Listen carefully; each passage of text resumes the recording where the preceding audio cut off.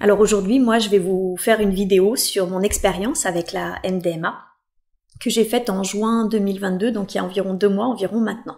Alors pour cette expérience avec la MDMA, j'ai été accompagnée avec une praticienne sur et la diète pour la MDMA est très légère parce qu'en gros, j'avais le droit de petit déjeuner le matin mais pas le midi et de pas manger le soir. Et moi, comme je mange pas le matin, j'ai juste bu mon café et en gros, je suis restée à jeun toute la journée. Elle m'avait conseillé également juste d'alléger un petit peu mon alimentation.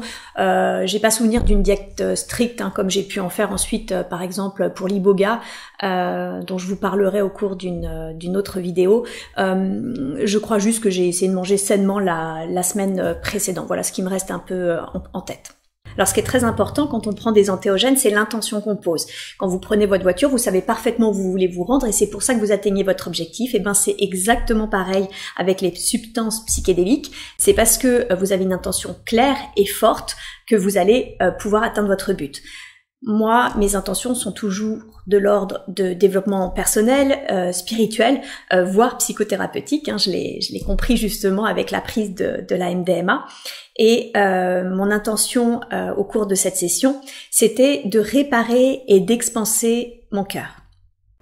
Peu de temps après la rupture avec mon ex-mari, j'ai rencontré un homme dont je suis tombée très amoureuse. Et malheureusement, voilà, il a fallu que je le quitte, même si je l'aimais encore, car c'était un homme avec qui on n'était pas compatible. Et j'ai senti que ça avait créé une blessure dans mon cœur. J'ai senti que j'avais une fuite énergétique dans mon cœur. Et cette blessure, elle était profonde. Et j'ai même senti qu'elle réveillait finalement la douleur que j'avais ressentie quand j'ai perdu mon fils il y a 12 ans. Et je comprenais pas parce que sincèrement, je voyais pas comment une relation de 5 mois pouvait réveiller aussi atrocement, aussi douloureusement cette douleur ressentie à la mort de mon fils.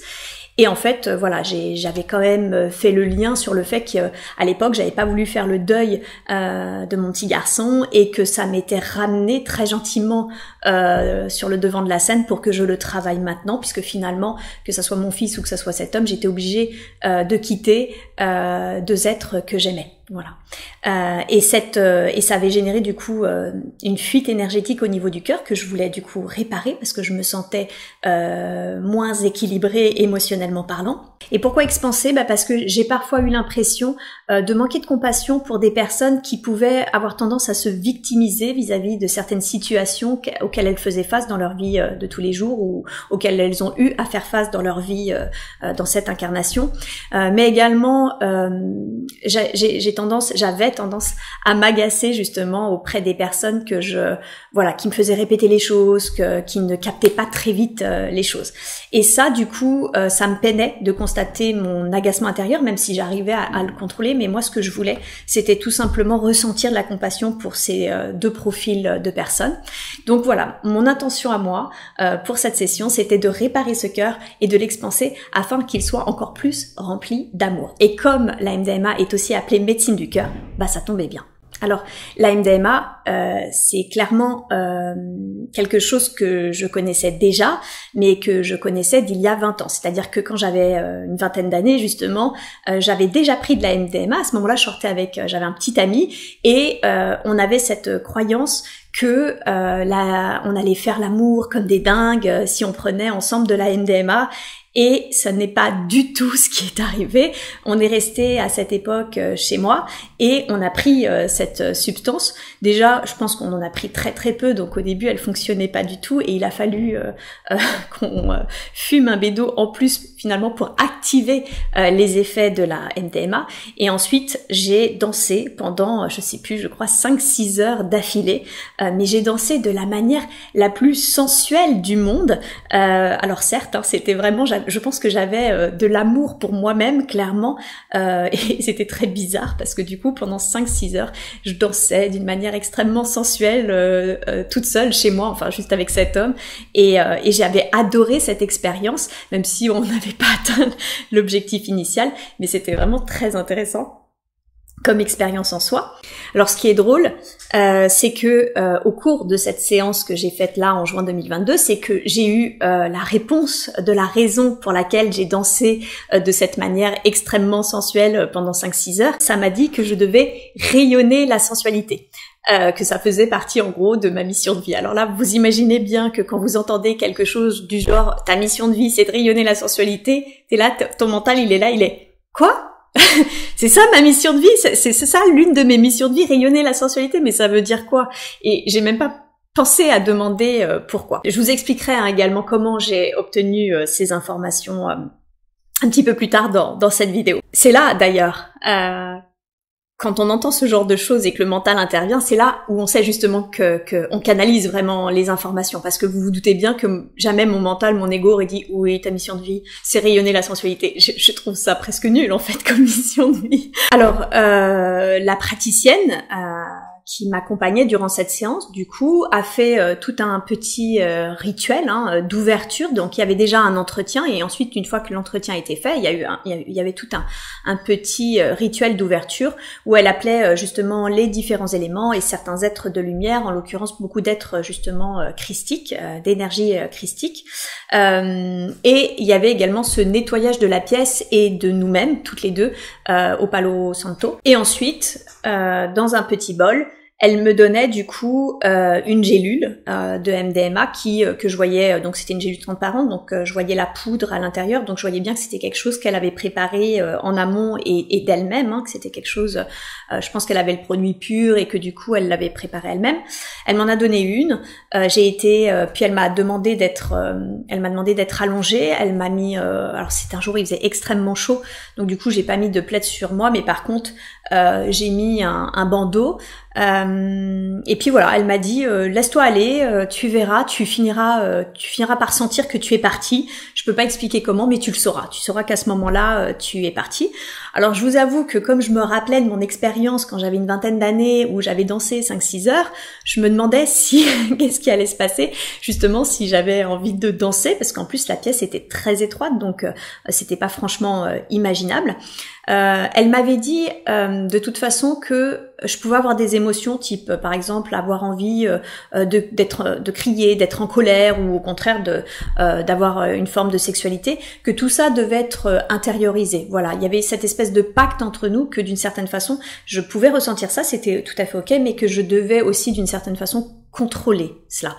Bon, moi je me suis laissée aller, je me suis dit on verra bien si j'ai envie de danser ou pas. Je suis restée allongée et au final, non, je suis restée allongée tout le temps de l'expérience, puisque nous allons le voir, j'ai canalisé. En fait, j'ai canalisé en clairaudience. Par contre, j'ai été extrêmement longue à partir. Il m'a bien fallu 1 heure, 1 heure et demie, je crois même une bonne heure et demie pour partir. Et elle a dû me rajouter elle appelait ça des boosters, 2 boosters, donc 2 gélules supplémentaires. Alors, est-ce que ces gélules étaient nécessaires pour que je parte? Parce qu'il n'y avait pas assez. Parce qu'elle m'avait demandé mon poids avant pour mesurer, pour me donner la substance en fonction de ma morphologie. Est-ce que c'est moi qui suis très longue à partir, je suis quelqu'un d'extrêmement analytique, donc je sais que j'ai un mental très fort. C'est d'ailleurs l'une des raisons pour laquelle je fais ces expériences, parce que je n'arrive pas à partir, à lâcher mon mental avec d'autres. En tout cas, ce jour, je n'ai jamais réussi à lâcher mon mental réellement avec d'autres approches. Donc voilà, je ne sais pas si c'était nécessaire par rapport à ma morphologie ou si c'était parce que j'ai un mental très fort, mais ça a mis 1 heure et demie. Ça a commencé, en fait, au début, j'ai senti après la première gélule mon corps se détendre. Ça poussait très très fort au milieu du front, au niveau du 3e œil, comme si on m'enfonçait un doigt. Et puis au bout d'1 heure et demie, là, effectivement, mon corps était complètement détendu et j'ai senti que je partais, en fait, que j'étais dans l'expérience. Alors au début, j'étais quand même agacée, parce que je sentais que justement je me décontractais simplement, mais que du coup il se passait rien en fait, je voyais rien, j'entendais rien, je ressentais rien, si ce n'est cette profonde décontraction. Et puis au bout d'1 heure et demie, j'ai lâché prise en fait. Je me suis dit ok, c'est ok.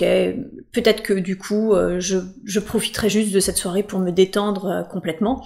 Et puis d'un seul coup, j'ai senti que je partais, qu'il y avait, qu'il se passait quelque chose, qui avait un effet. C'est difficile à déterminer, puisque en fait, on est toujours pleinement conscient. Il n'y a pas une seconde où on perd connaissance. C'est exactement comme l'hypnose transpersonnelle que j'accompagne, ou lorsque j'accompagne mes consultants, et ils ont toujours conscience. Là, c'est exactement pareil. J'étais toujours pleinement conscient.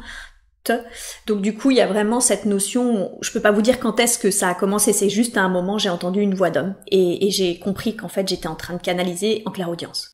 Alors cette voix d'homme, eh ben c'était mon fils. Et c'était complètement incroyable, extrêmement fluide, déjà parce que je canalisais et que c'était la première fois que je canalisais, donc j'avais jamais canalisé de ma vie. Alors bien sûr 2-3 mots par-ci par-là et surtout de très forte intuition parce que par contre je suis très intuitive, mais je n'avais vraiment très peu canalisé en clairaudience. Là, je canalisais, mais 2, je canalisais mon fils qui est décédé il y a 12 ans et c'est la première fois que ça arrivait. D'habitude j'ai déjà eu des contacts avec lui, mais au travers de médiums, donc au travers d'intermédiaires, et là c'est moi qui le canalisais. Ça faisait 12 ans que j'attendais ça, donc vous vous doutez bien que pour moi c'était extraordinaire, de canaliser, 2 de canaliser mon fils. C'est vraiment un effet, c'est difficile, il faut le vivre vraiment pour comprendre ce que cela fait de canaliser. Et puis surtout c'était tellement fluide que c'est là où je vois que c'était pas, ça pouvait pas être mon mental en fait, parce que c'était rapide, c'était extrêmement fluide.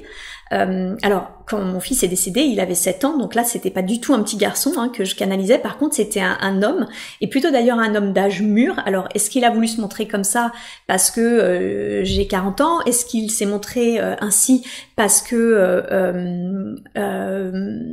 c'est son expérience, c'est sa sagesse, je sais pas, mais j'avais vraiment l'impression d'avoir un homme d'âge égal au mien en fait, à mes côtés, et pas du tout un petit garçon. Et ce qui était dingue, c'était de ressentir cette connexion entre nous et cette complicité que l'on avait, parce que je sentais que cet être, je le connaissais depuis des éons en fait. C'était ça, c'était magique de le retrouver et puis de constater à quel point nos âmes étaient liées. Alors évidemment, vous vous doutez bien que la première chose que je lui ai demandé, même si je croyais avoir déjà mes réponses, c'était la raison pour laquelle il était décédé. Je voulais des confirmations. Et puis au fait, il m'a dit que très souvent on m'avait donné les excuses de en fait, tu sais, les vieilles âmes, elles ont très peu à travailler, donc elles reviennent, elles viennent travailler la petite chose qu'elles ont à solder dans une incarnation, et puis ensuite elles repartent parce qu'elles ont plus besoin d'être sur Terre. Ou au contraire, on m'avait dit tu sais, des fois comme quand c'est des nouvelles âmes ou qu'elles se sont jamais incarnées sur Terre, les âmes viennent mais pas longtemps parce que c'est difficile pour elles et du coup elles repartent. Tout ça c'est des raisons valables pour lesquelles finalement un enfant peut repartir, mais lui il m'a expliqué que c'était pas du tout les raisons pour lesquelles il est reparti. La raison c'était bien justement de m'éveiller son père et moi-même en fait. Donc c'était, ensuite on avait le choix de s'éveiller ou pas, ça faisait partie de notre libre arbitre, mais en tout cas c'était l'objectif. Et concrètement, il m'a dit ne culpabilise pas. Au début, on t'a pas donné vraiment les vraies raisons parce que t'étais pas prête à l'entendre, mais aujourd'hui, t'es tout à fait capable d'entendre la raison pour laquelle je suis partie. Ne culpabilise pas, car on s'est rendu ce service des milliers de fois, parce que j'ai vraiment compris, il m'a fait ressentir qu'on avait eu des milliers de vies ensemble, sur Terre et ailleurs d'ailleurs.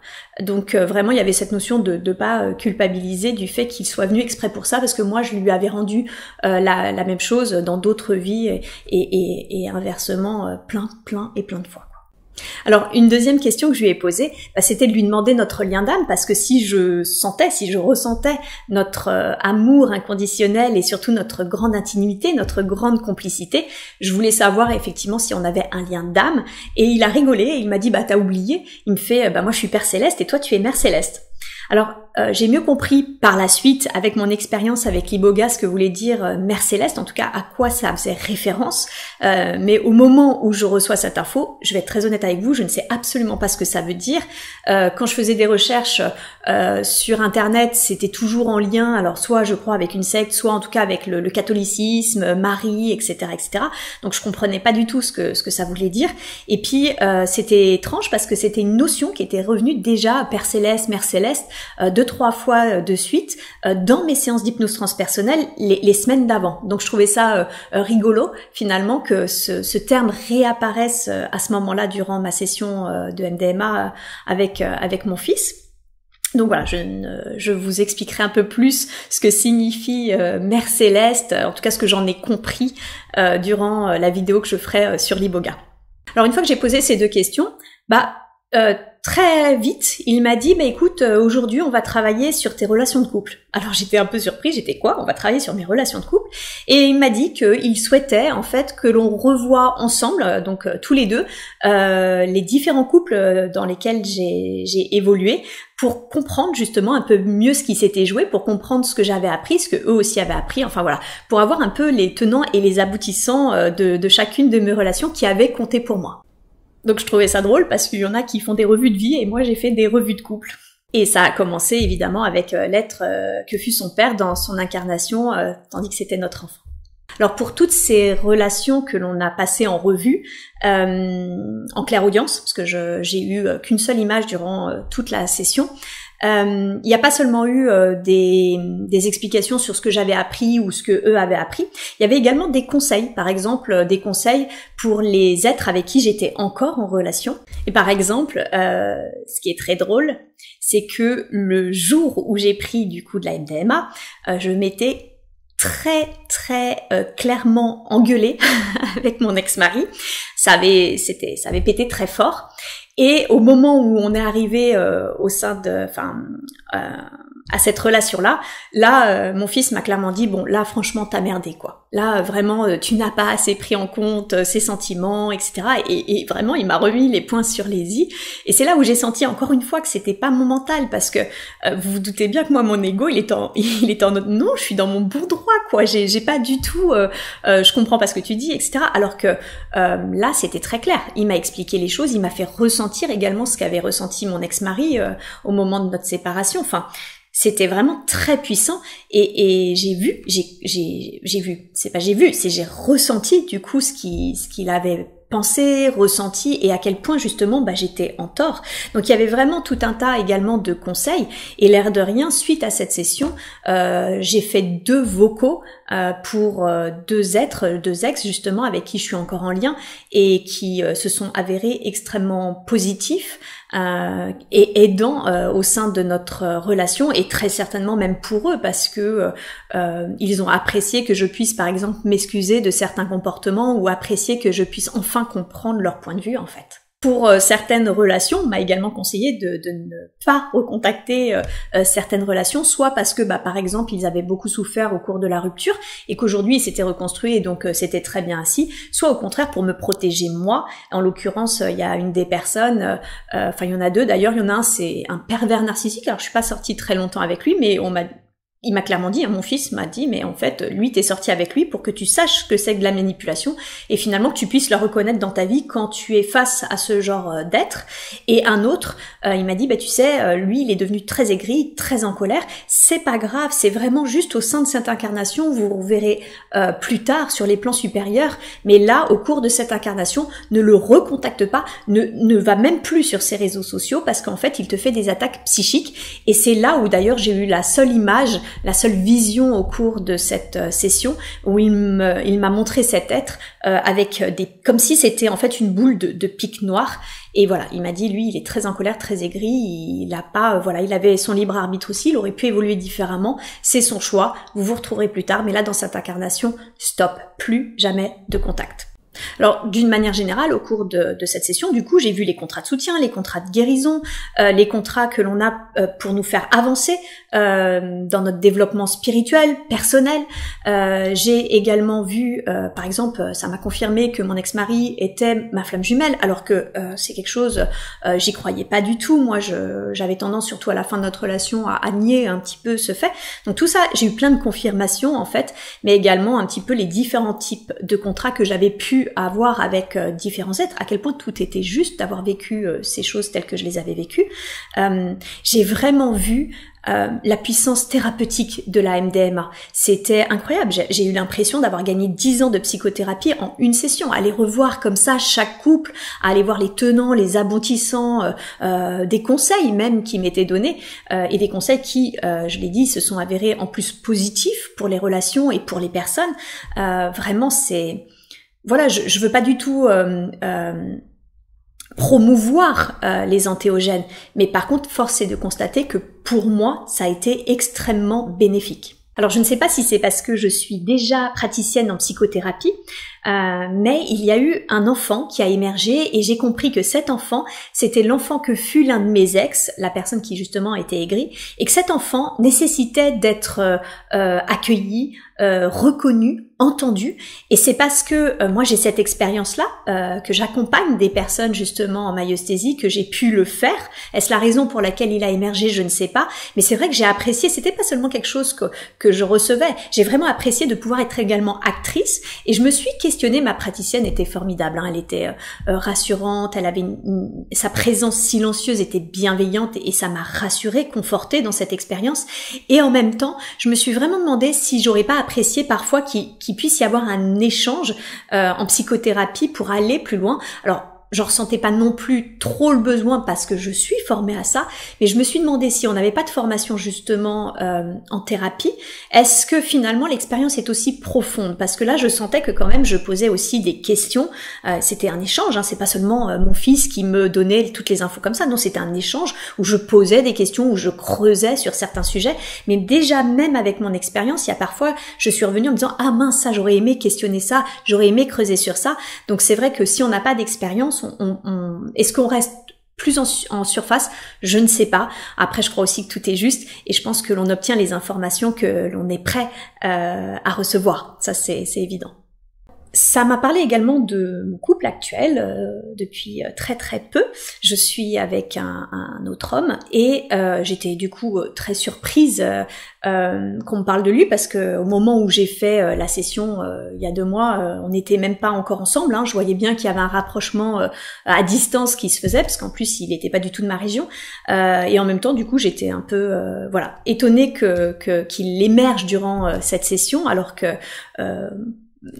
factuellement, à ce moment-là, il se passait rien dans la matière entre nous. Cet autre homme, on m'a dit qu'en fait, il ne venait pas dans ma vie par hasard, parce qu'en fait, c'est un ancien gars de la street, et que du coup, les psychédéliques, il connaît très bien, et qu'il venait dans ma vie actuellement parce que justement, j'allais avoir pendant quelques temps, des expériences à mener dans le domaine, et que il était là pour m'accompagner, pour me soutenir, pour me conseiller également, puisque justement il connaissait tout ça. Il y avait aussi alors j'en avais jamais entendu parler, du tantrisme psychédélique, qui aurait peut-être une notion du coup, d'expérimenter ou de développer une approche. J'ai pas très bien compris, mais en tout cas il y avait vraiment cette notion de tantrisme psychédélique que je ne connais pas, je ne sais pas si ça existe, j'imagine que oui, que ça doit déjà exister, en tout cas entre nous également. Donc voilà, il y avait cette notion de contrat de soutien, de partage également de ces expériences avec les entéogènes.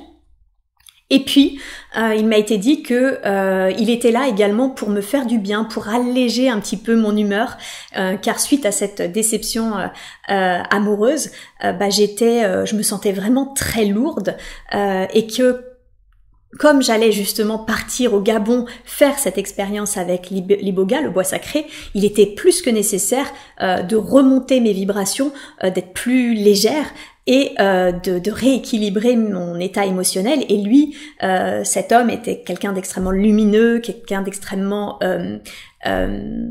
joyeux et optimiste, et que c'était exactement ce dont j'avais besoin maintenant. Donc tout était juste et notre rencontre allait dans ce sens-là. C'est drôle parce que lui m'avait dit que il sentait que j'étais sa source. Alors ça, j'avais jamais eu cette notion-là, qu'un être incarné pouvait être la source de quelqu'un d'autre. Et quand il m'a dit ça, j'avoue que pas du tout que je le croyais pas, parce qu'en plus, quelques mois auparavant, j'avais fait la demande de récupérer tous mes fragments d'âme afin de reconnecter à ma puissance.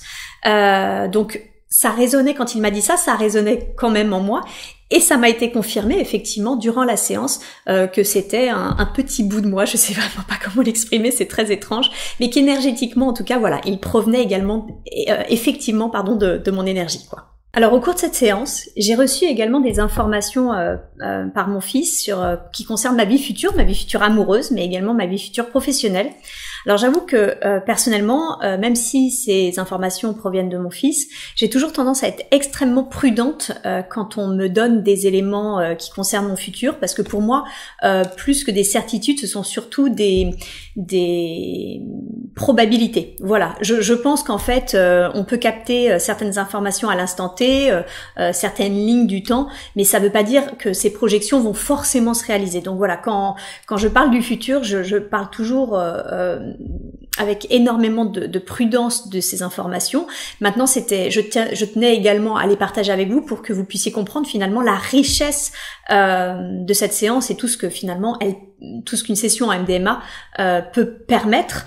Et j'ai aucun doute qu'on puisse même avoir bien plus que ce que j'ai vécu. Hein. Je prétends pas qu'en une seule séance j'ai pu expérimenter la totalité de ce que permet cette substance. Mais voilà, je tiens à préciser du coup que j'ai reçu des informations du futur que je vais vous partager, mais que pour moi, ça reste des probabilités plus qu'une certitude. Et d'ailleurs, pour aujourd'hui parler du coup de ce travail dans le domaine des psychédéliques, j'avais vraiment un fort appel en moi de tester ces substances, et je sentais, c'est plus qu'un appel en moi de les tester, c'est que je sens en moi que j'ai une sorte de rôle à jouer dans ce milieu. Et en fait mon fils a confirmé ce ressenti en me disant qu'effectivement j'avais bien une sorte de fonction dans le domaine, et à savoir ce serait pas forcément de mener des séances telles que j'étais à ce moment-là en train d'en vivre une, m'a-t-il expliqué, pas du tout, ce serait plutôt au contraire de parler de ça, de parler des substances psychédéliques au travers de je sais pas, de live, de conférences, de vidéos telles que je le fais maintenant. Et c'est la raison qui m'a poussé justement à faire cette vidéo-là. Pourquoi ? Eh bien, pour libérer les croyances à ce sujet qui sont très nombreuses, les gens voyant souvent cela comme des drogues ou en ayant peur, etc. Mais également, il y a vraiment cette notion de retard. La France est extrêmement en retard concernant les entéogènes. Et il y avait une notion aussi plus étonnante pour moi de femmes, en fait. Il m'a expliqué qu'en fait, les femmes avaient beaucoup plus peur que les hommes des entéogènes, et que le fait de parler mon expérience pouvait justement abolir certaines peurs et encourager des femmes à aller dans cette voie, même si je le répète, hein, aujourd'hui les psychédéliques sont interdits en France. Je ne vous encourage donc pas à essayer ça, je vous fais que partager mon expérience, mais il y avait vraiment cette notion en tout cas de libérer les croyances à ce sujet, et notamment auprès des femmes. Alors c'est dommage, j'ai oublié de demander pourquoi les femmes, et en même temps quand je me suis posé la question, il y a quelque chose qui est venu tout de suite, c'était cette notion que d'une certaine façon le changement de paradigme de la Terre allait aussi et surtout passer par les femmes, et c'est pour ça que c'était important qu'elles soient également, j'ai envie de dire, entraînées dans cette approche, voilà, qui pouvait faire un petit peu aussi la différence, en tout cas qui pouvait, je sais pas si elle fera la différence, mais en tout cas qui peut clairement participer à ce changement de paradigme. Mon fils m'a également expliqué que de toute façon, pour quelqu'un comme moi, c'était nécessaire, en tout cas à l'heure d'aujourd'hui, d'essayer les psychédéliques, parce que je suis quelqu'un qui a un très très fort mental, et de fait, c'était pas du tout gagné que je puisse un jour réussir à me libérer de ce mental avec une autre approche. Alors peut-être plus tard, parce que je suis intimement convaincue qu'à force d'expérience, en fait, il y a ensuite des facilités, des capacités qui se développent, et peut-être qu'ensuite, grâce à l'hypnose, grâce à par exemple la respiration holotropique que je vais essayer dans quelques mois, à laquelle je vais me former, je sais que je suis sûre en fait que je pourrais accéder d'une manière tout aussi naturelle que les substances psychotropes, parce que franchement, sincèrement, à part la MDMA qui est synthétique, tout le reste, l'iboga, l'ayahuasca, le LSD, tout ça c'est extrêmement naturel, puisque les champignons ça provient de plantes, d'accord. Et donc dans les deux cas, c'est naturel, mais en tout cas, il y a cette notion en moi que, d'une certaine façon, ça peut être pour moi une marche qui me permette ensuite d'accéder à des états modifiés de conscience et surtout aux informations, parce que les états modifiés de conscience, j'y accède déjà aujourd'hui par l'hypnose ou par certaines méditations, mais je n'accède pas aux informations à cause de mon mental. Il faut toujours différencier la transe, l'état de transe, de l'accès à l'information. C'est deux choses différentes et on peut très bien être en transe sans jamais accéder aux informations parce que trop de mental. C'est ce que je dis toujours à mes consultants en hypnose transpersonnelle lorsqu'ils viennent me voir. Et je suis sûre, voilà, que je peux accéder à d'autres états modifiés de conscience via la respiration, via l'hypnose, grâce justement aux entéogènes, parce que ça a développé en moi des capacités.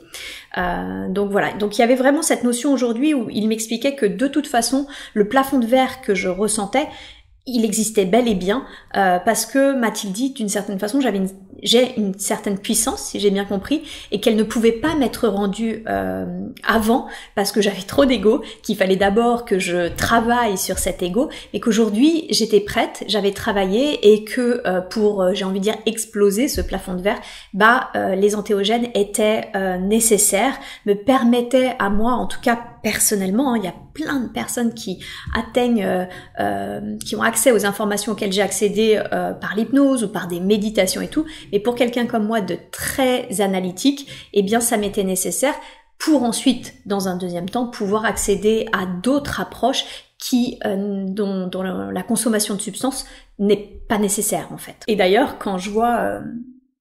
j'ai presque envie de dire mission réussie, parce que quand je vois toutes les informations, vous avez vu tout ce que je vous ai délivré comme information, toutes les informations à laquelle j'ai accédé, clairement, jusqu'à ce jour, pas une seule approche, des fois ça m'est arrivé de vivre certaines expériences, mais en tout cas j'ai jamais eu encore à ce jour une autre approche qui m'a permis, qui m'a vraiment permis d'accéder à autant d'informations. Alors je vous avoue que quand j'ai pris la MDMA, j'étais pas non plus extrêmement rassurée au début, mais c'était plus à cause du timing, parce qu'en fait, moins de 15 jours après, je partais au Gabon pour vivre justement mon expérience avec l'Iboga. Donc je partais 15 jours après et je crois que 3 semaines après, j'avais mon initiation à l'Iboga. Et je me demandais du coup si ça allait pas faire trop de prise de substances en moins de 3 semaines. Et en fait, c'était incroyable, tout était juste parce que il m'a expliqué que la MDMA m'avait permis d'une certaine façon un bilan de vie alors apparemment c'était sur ma vie amoureuse, mais que c'était nécessaire et également une plus grande compréhension de certaines relations, ce qui finalement est en soi une guérison, une guérison thérapeutique et également émotionnelle pour moi comme pour les êtres auxquels j'ai laissé ensuite des messages suite à cette séance et je suis fascinée encore une fois la vie est vraiment bien faite, tout est juste parce que il m'a expliqué qu'au contraire, le timing était très bon puisque je faisais ce bilan-là, j'expansais mon cœur en ayant certaines compréhensions et ensuite j'allais justement pouvoir travailler avec l'Iboga qui, m'a-t-il dit, allait encore aller dans le sens de l'ouverture de mes capacités extrasensorielles, de la récupération de certaines capacités. Alors, durant cette séance avec l'Iboga, il y a une autre expérience que j'ai vécue et qui était assez étonnante pour moi. D'un seul coup, j'ai senti qu'en fait, il y avait mon fils, d'ailleurs je le ressentais plutôt sur la gauche, et j'ai senti un autre homme arriver plus en retrait. Je sentais qu'il gardait une distance par rapport à mon fils, mais voilà, je sentais qu'il y a un autre homme qui a émergé durant cette séance. Et en demandant du coup qui était cet homme, ça m'a répondu Bernard. Et sur le coup, je connais pas de Bernard dans ma vie. Et mon fils m'a dit, il m'a dit exactement, le père de ta mère. Et il l'a précisé ainsi, il a pas dit ton grand-père parce que, en réalité, Bernard est décédé quand ma mère avait 10 ans. Donc en fait, autant dire qu'elle a à peine connu son père et moi, pas du tout. Et encore une fois, ma posture de praticienne est revenue tout de suite sur le devant de la scène parce que je lui ai dit, si tu es présent, c'est certainement que tu as un message à délivrer à maman, qu'est-ce que tu souhaites que je lui dise? Et c'était très beau parce que Il m'a dit que en fait il sait que son départ et le départ de mon fils, mais surtout son départ, a énormément impacté la vie émotionnelle de ma mère et sa construction émotionnelle et psychologique. Il lui a demandé de ne plus être triste, car un jour, plutôt sur les plans supérieurs, si j'ai bien compris, elle aurait la réponse au pourquoi, quelle est la raison pour laquelle il devait partir si vite, et surtout qu'elle trouverait ça juste, elle comprendrait mieux.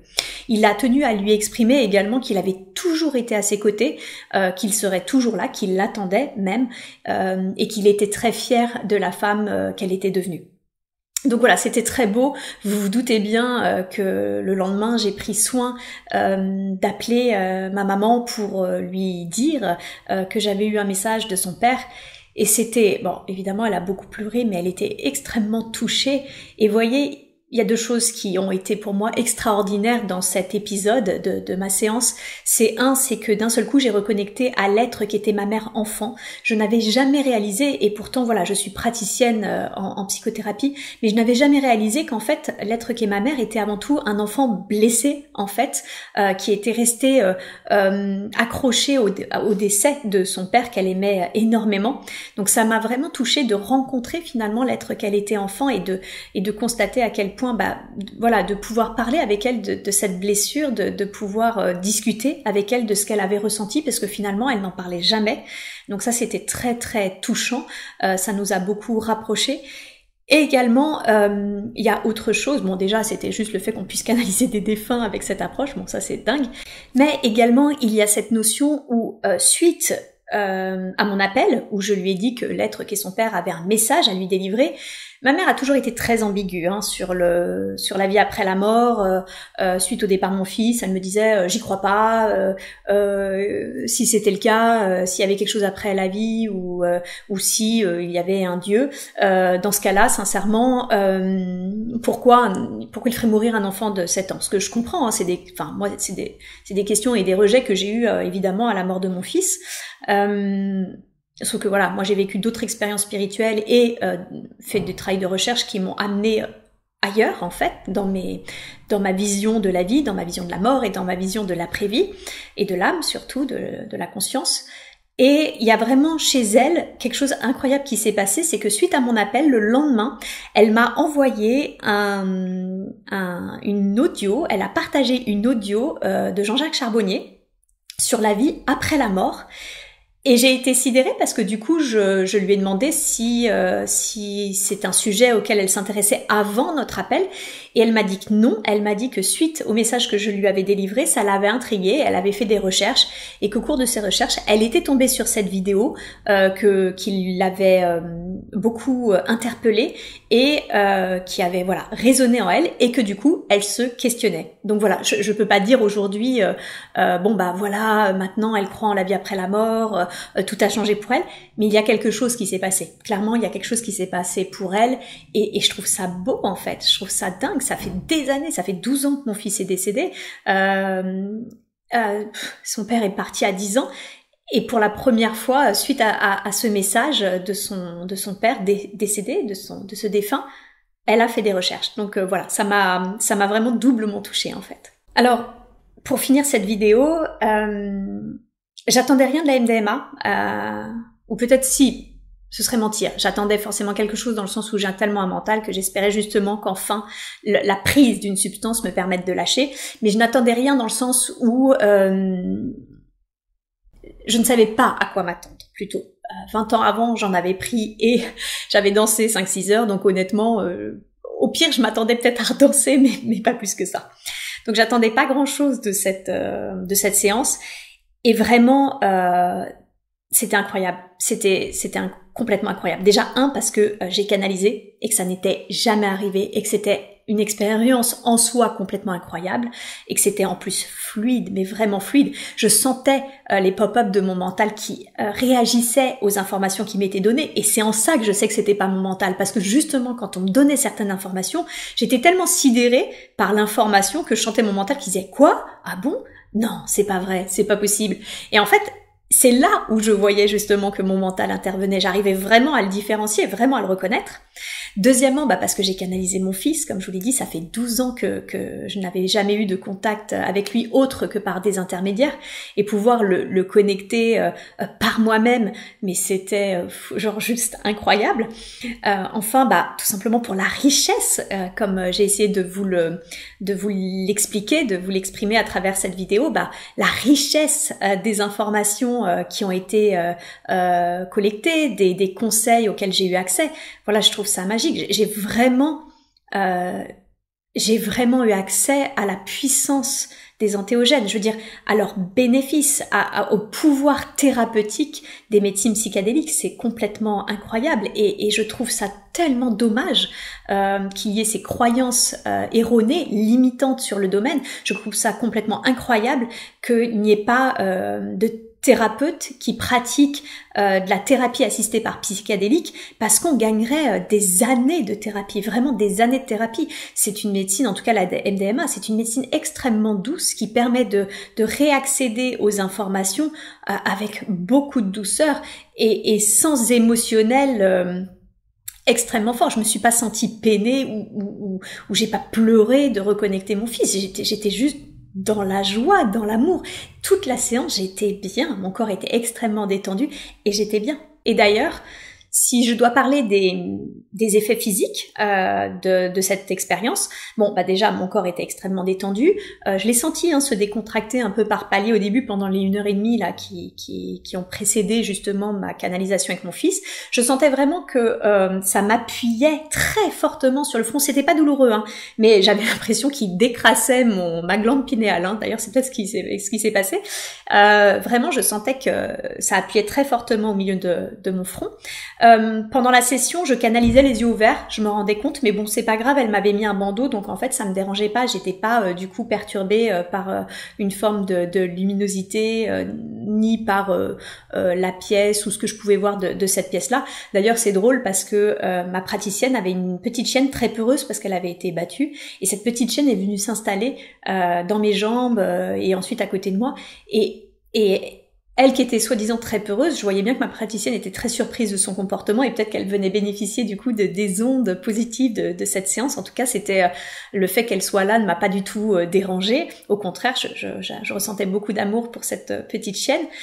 J'avais beaucoup également, donc je canalisais les yeux ouverts, et quand ils étaient fermés, j'avais beaucoup de REM. Vous savez, c'est ces mouvements oculaires que l'on a quand on rêve, mais également que l'on provoque d'une manière consciente en EMDR, donc j'en avais énormément. Donc c'est ce qui me fait dire également, déjà les REM c'est un signe de transe, il faut le savoir, et en plus, comme je l'ai dit, on l'utilise en conscience en EMDR, donc c'est aussi cette notion, encore une fois, où je me suis dit, il doit vraiment y avoir un travail thérapeutique qui est fait, parce que il y avait vraiment ce mouvement comme si, d'une certaine façon, hop, ça nettoyait, ça classifiait, enfin voilà, il se passait quelque chose.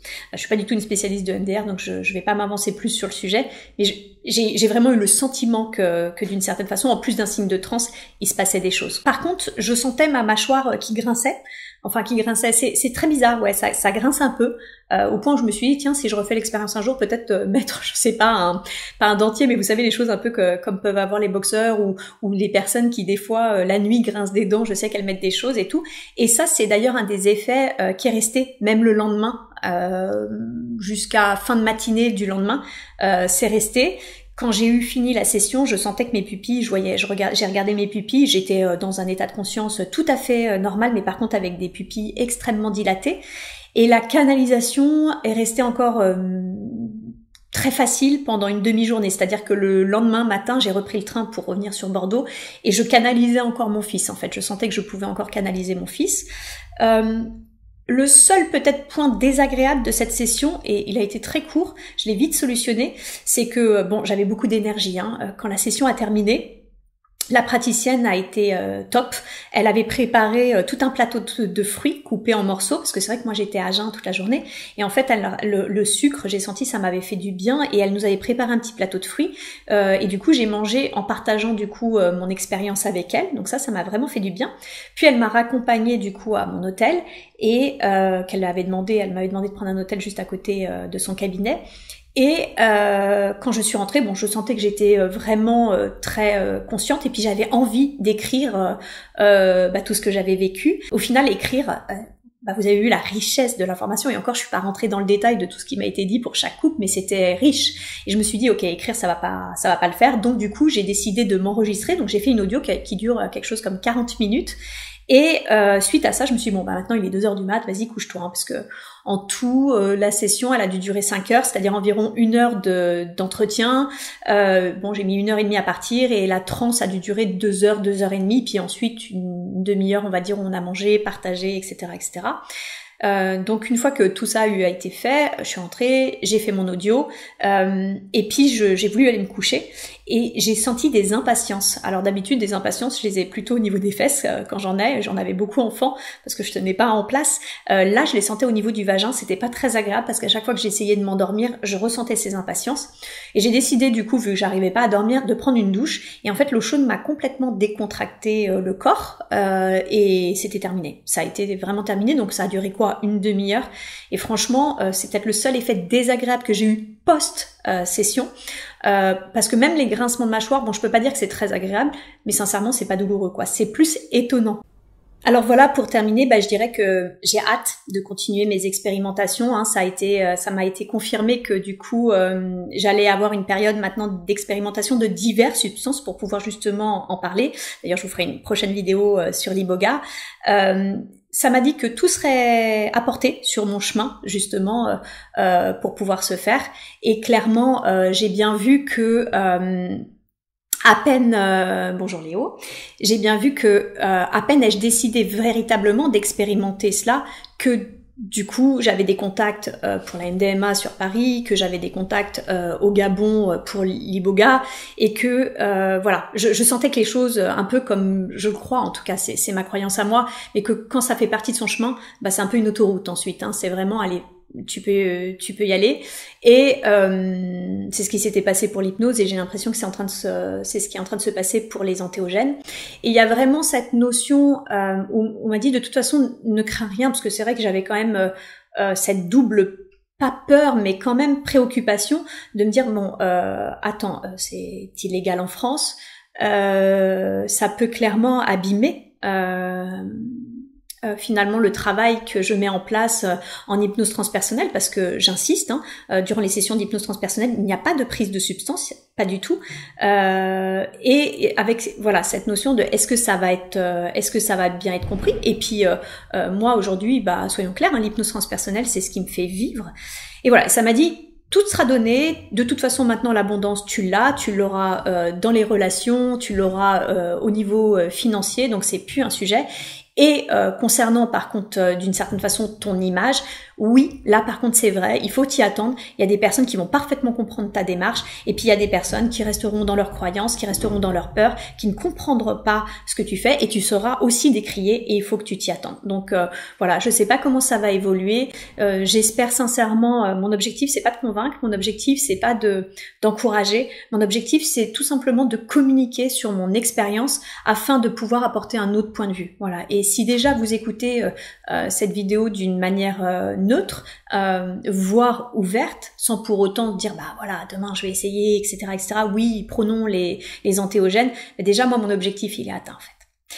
Donc voilà, j'ai hâte d'expérimenter le reste et je vous dis à très bientôt pour une prochaine vidéo sur l'iboga. À bientôt.